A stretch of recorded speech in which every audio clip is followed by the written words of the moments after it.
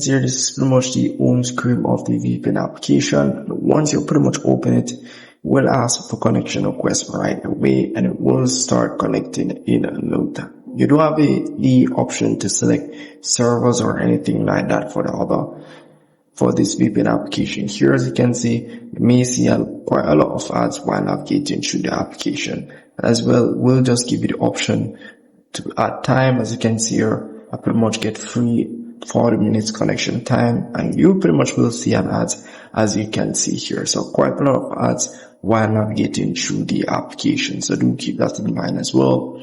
And as you can see here, so all of the just pretty much follow that step here, and you can remove these ads.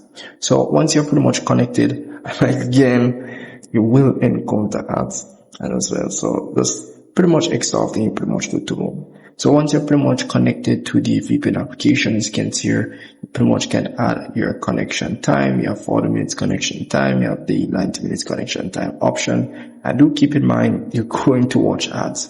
So any one of these, you're pretty much going to need to watch an ad. Except for this one here, you'll be able to add 45 minutes connection time. Usually it shouldn't allow or you shouldn't be able to watch ad, but by default, they're going to let you to watch ads. So it doesn't matter if you're using the 40 minutes option, you're going to watch ads.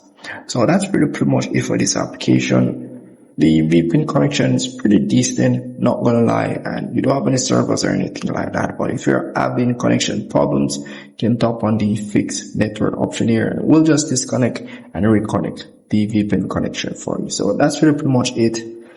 And if I miss anything at all as it relates to this VPN application here, just let me know in the comment section. We'll see if we can help you out. See you in the next one.